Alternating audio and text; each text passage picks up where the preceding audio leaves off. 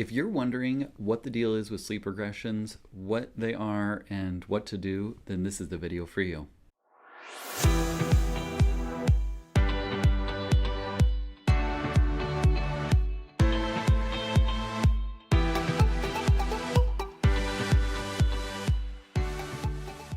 Okay, I know that parents need rest, and you've maybe approached the 4-month age or the 8-month age or the 12-month age or any of those other ages where, the experts on Facebook or the grocery store or your mother-in-law tell you just wait for a sleep regression.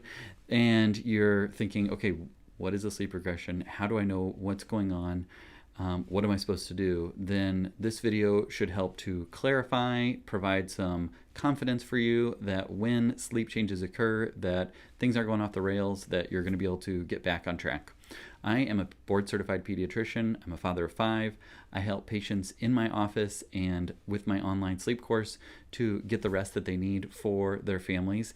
And I would love it if you are a parent. If you know somebody who's a parent, would you hit the subscribe button so that you don't miss any more episodes of Raising Good Parents? Because we talk with parents, we talk with experts, we talk about pediatrics, we talk about parenting issues, and I would love for you to see more videos like this. Now, I often hear from parents that they've been told just wait for the 4-month sleep regression or wait for the 8-month sleep regression. You think you got a good sleeper? Just wait, it will get worse. And first and foremost, I feel like parents just have this like magnet that draws them to criticism, shaming, guilt, or just you wait sort of mentality. Especially if you're saying, yeah, my baby's a good sleeper. Yeah, they're not too fussy. Yeah, they don't start fires or rob liquor stores. Well, just you wait. And then what parents do is they set themselves up, well, I guess that's just going to come with time, and that's just normal natural history, and there's nothing that I can do about it. And instead, okay, we got this baby, they were sleeping well, and all of a sudden they're not sleeping so well. Well, this just must be the 4-month, 6-month, 8-month, 12-month sleep regression. So we just got to wait it out. In practice, I hear that parents often don't have any sleep regressions, or maybe they have one sleep regression where a baby, for a couple of weeks isn't sleeping as well, and then they go right back to normal. But one of the mistakes that I see parents make a lot is they say, oh, they had a sleep regression, we're just stuck with this, or we had a great sleeper and now we don't, and we'll never get them back. If you're making this mistake, or that you know someone that is, then let's get you some good information about what these sleep regressions really are. And if you are pre-gaming, then you get a gold star, because you said, I don't even have a baby yet, or my baby is really little. I just want to know about this in advance so I know what to expect. You get that gold star. So what we're going to do is we're going to talk through 4 common things that look like sleep regressions that really aren't, so that you know, okay, my baby was sleeping better and now is sleeping worse. What could it be? And what to do about it. Okay, now in general, I don't like the term sleep regression because it makes it sound like, something bad has happened, when in reality, it's often a sign that we're making progress towards being an even better sleeper. It's a little developmental milestone. It's like when you take the training wheels off the bike, sometimes you get a little skinned knee, but soon you'll be riding, and doing all sorts of tricks and flips and everything like that. We're going to make more progress because we're developmentally advancing. There's 4 different things that throw sleep skills off that aren't sleep regressions. I call them sleep progressions or just developmental changes. We'll just call them sleep regressions today because that's what everybody knows about. But let's identify what those 4 things that aren't sleep regressions are, and how to identify those so we can say this is what's going on instead. Because really the idea of a sleep regression is we've eliminated everything else. We have nothing that we can do about it. This is what we're left with, is a sleep regression, and they'll probably work through it on their own. One of the most common causes for quote-unquote sleep regressions is teething. Parents think that teething starts when they start drooling, because at 4 months, universally, babies start drooling, and they say they're getting teeth. They're putting everything in their mouth. They must be getting teeth. Now, some babies do get teeth early, around 4 months. Even younger babies will sometimes get teeth. The vast majority get teeth between 6 and 9 months of age and start popping teeth out then. Usually when I say, okay, I don't think this is a sleep regression, I think teething is going on, what we see is that it's kind of the middle of the night when they often have trouble getting back to sleep. They go down okay, or they're a little bit more fussy, but then, midnight, 2 a.m., something like that, when previously they had been a good sleeper, all of a sudden they're waking up more. That makes me think teething if they're in that 6 to 9 months age, if they're drooling a lot, if they're putting everything in their mouth, if they're not sick, which we'll talk about in a minute, but They, seem fussier during the day and just aren't acting like themselves. They're not wanting to eat as much. And maybe they've got a little gum swelling or something like that. Well, that's probably teething. So that's number one. The second one would be hunger. And hunger is normal. And parents often wonder, is my baby just hungry? What I see is that most 6-month-olds and above can sleep through the night without having calories overnight. They can take their food during the day, just like, normal adult humans should.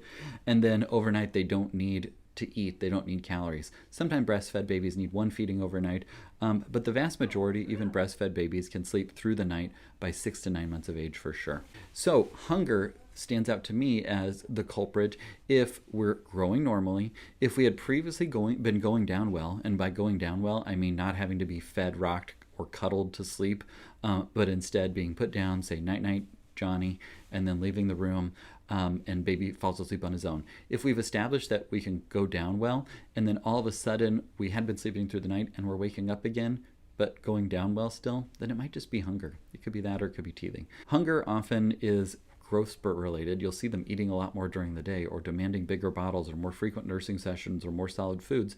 And then at nighttime, they go down fine, they wake up, you maybe let them cry or try that for a while, and it doesn't work, so then you feed them and they go right back down. I think it's totally fine to feed your baby in the middle of the night if you think they're just hungry, especially if it gets you more rest, because the whole point is, one, baby needs rest, but two, parents need rest. And if listening to him cry it out for an hour is stopping you from getting good rest, well then just don't do that. Just feed the baby, then go back to sleep. Everybody can get the sleep they need. And if you're putting down baby, fed, dry, and awake, and he goes down fine, and then he wakes up during the night, you can just feed him and then do the exact same thing. You won't create any bad habits, and we're going to talk about habits in just a moment, but you won't create any of those bad habits if that's how you approach it, and if that's what's going on, just feed the baby. There's no rule, and there's a lot of online people and sleep coaches and consultants and all those sort of things that say you must not feed the baby. It's just not practical, and it's just, not all that nice either. And so if you think the baby's hungry and it's going to get you back to sleep sooner, just feed the baby. Not a big deal. Okay, is all this making sense so far? If so, will you type yes in all caps down below so that I know that I'm on the right track, and maybe you're hearing something that's resonating with you, or you're just sitting tight waiting for what you actually think is going on with your baby. Now, we talked about habits, and habits is really the third thing that I always talk with parents about when they're not sleeping well. Usually the habit is we feed baby to sleep, we feed baby and then rock baby and cuddle baby, and then baby falls asleep, and we ever so gently lay baby down in the crib, tiptoe out of the room, really quietly shut the door, and hope and pray the baby doesn't wake up for an hour, 5 hours, till morning, whatever we can get. But what we've established then is that the habit is every time that I as the baby wake up, somebody feeds me, holds me, rocks me back to sleep. And so that's one of the things where it's really not a sleep regression. It's just that's the habit that we've established. Now, if everybody's fine with that, it's not a big deal. It will get better with time. But if you want to, have a sleep-trained baby that sleeps through the night, the first thing to do is get rid of that habit. You can still feed baby, you can still cuddle and rock and read books and everything like that to baby, but you have to separate the feeding, the rocking, the cuddling, the reading books from actually going to sleep. And I talk a lot about that with parents in my office and my online course, Mighty Sleepers, where we talk through exactly how to separate those two things. Once you've separated those things, sleep training just takes care of itself. So a habit is another one. Illness. So typically parents wonder, well, he was sleeping well, he's not sleeping well now. Does he have an ear infection? The context for ear infections is pretty specific, and so if a parent just calls me and says, hey, my baby was sleeping well and all of a sudden they're not sleeping as good, they're waking up once or twice per night, do you think it's an ear infection? I just ask some clarifying questions to get the context, and then that gives me how likely it is that an ear infection is going on. Ear infections typically follow upper respiratory infections. You get nasal congestion. It leads to impaired drainage from the eustachian tube, middle ear to eustachian tube, and what that does is it causes fluid to build up in the ear, the middle ear space, and then from there that fluid is like chicken broth and it easily gets infected. You get an ear infection, you get pain, fever, poor eating, general fussiness, all those sorts of things. But it usually follows an upper respiratory infection. The vast majority of ear infections start with a viral runny nose, cold, cough, congestion, and then you're getting better or you're just hanging in there and all of a sudden it seems acutely worsened. That stands out to me as likely to be an ear infection, or at least something where it's good to get it looked at so you can say, yes, it's an ear infection that he's not sleeping well. He's in pain. Let's get him some pain reliever. Let's get him some antibiotics in some cases and get things going better from there. And then we can get back on track with sleeping. So that's what stands out to me as an ear infection. Baby that's otherwise happy, eating well, and all of a sudden just waking a lot more, doesn't have a fever, wasn't recently ill, likelihood of ear infection quite low. You can always look. It's quite easy for us to look in the ears. It does require coming to the office and all that sort of thing. So what I typically tell parents is, if they're otherwise doing well and you think they might have an ear infection, come see me tomorrow or the next day. In the meantime, treat them with pain relievers, ibuprofen if they're over 6 months of age, Tylenol if they're not. If they're younger age and you're worried about fever, runny nose, cough, something like that, probably better to get evaluated on the quicker end of things, especially if they're under a month of age and you're worried that they're fussy or they have a fever or something like that. Definitely requires more immediate attention.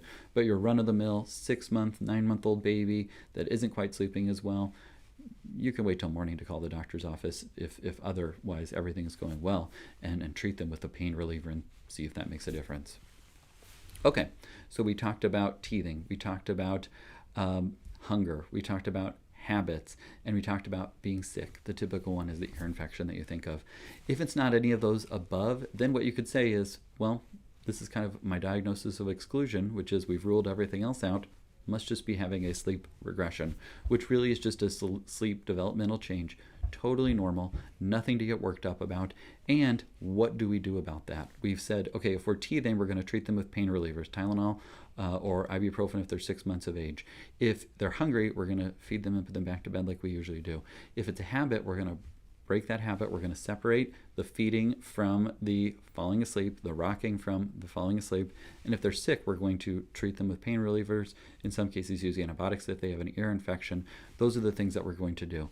If everything else has been eliminated and we don't think it's any of those things, then it might just be a sleep developmental change, a sleep regression, call it whatever you want. So if we've decided, okay, this seems like a sleep change, this is a developmental sleep change that's totally normal, first and foremost, know that they usually resolve quite quickly. If we can keep being consistent, consistency is key regardless of the age of the baby. Sleep will be better if you can be consistent, whether or not they're 2 weeks old, 2 months old, 2 years old, 20 years old. A consistent sleep schedule is the best way to ensure that sleep will continue to go well and it will improve. Parents need rest, and you want that confidence knowing that, what the evening is going to look like for your baby. If we're going to have time to watch Netflix or catch up on the dishes or laundry or have a glass of wine or something like that, if we know, okay, I know that my baby is going to go down to sleep. They typically sleep this long. They get up. They don't get up. And I know that. That's confidence for me. That's not that worry of we have to listen to the baby monitor. Baby might start making noise any minute. We should just jump in bed and get right to sleep so that we can get whatever sleep we can get. Instead, if you can have consistency of what baby gets, and the way to do that is to be consistent as the parent. I've got this workshop coming up that I wanted to let you know about, where I talk through 3 strategies for helping babies through sleep regressions. We've decided it's a sleep regression, and we need some strategies. The number one thing is consistency, but I have a workshop that's coming up. The link is below where you can sign up. It's free, and we're going to talk through all those strategies for getting the rest that you need, even when baby is going through a sleep change, and how to help baby through that. Sleep regressions are normal. They don't need to be worried on or fixed on or said, okay, well, we had a great sleeping baby, but then they went through a sleep regression and now they will never sleep good again and will get rest, when they move out of the house or something like that. You don't have to wait that long. Instead, we're going to drop the idea that we have sleep regressions. We're going to stay consistent, meaning we have a good bedtime routine. So if it's bath night, we take baths, and then we read a book. We have our final feeding. We cuddle. We put baby down. We say, night, night, Timmy, and then we leave the room. And if we can keep that consistency and baby knows what to expect, then any sleep changes, any developmental changes that are going on with baby that interfere with that full night's rest will be short-lived, and you'll quickly get back to normal. You don't have to throw the playbook out. You don't have to change what you're doing in a drastic sort of manner or say what was working before isn't working now and will never work again. If you can be consistent, you'll see that you'll work through those developmental sleep changes quite quickly. Sometimes babies don't have any. Sometimes babies have one. You just keep moving forward. Being consistent is most important, and that's something that you will see as a parent as you go through all the different things, not just with sleeping, but here's what mealtime looks like. If I'm consistent about what I expect for mealtime, then I will have a baby that and toddler and 5-year-old that knows what to expect around mealtime. If my parents have a consistent approach when I make a bad choice, when I get a D on a paper, when I rob a liquor store, if they're consistent with those things, then I will come to them and I will know that I can trust them and count on them to be that consistency in a world full of change as a baby, as a toddler, as a school-age child, as a high schooler, and so on. If you can be the consistency in your child's life, you will see that things go smoother. Like I said, I have a quick workshop to help through sleep regressions that has 3 more strategies. Click the link below, sign up for that, show up, get those strategies, get some rest. Keep up the good work. Comment below if you have another question that you'd like me to tackle. I also have an Instagram channel where I frequently do live question and answer sessions, and you can even text me. You can text me your parenting question. 402-256-0768 will get you to me to get your question answered on the next episode of Raising Good Parents or on my Instagram channel. In the meantime, keep up the good work.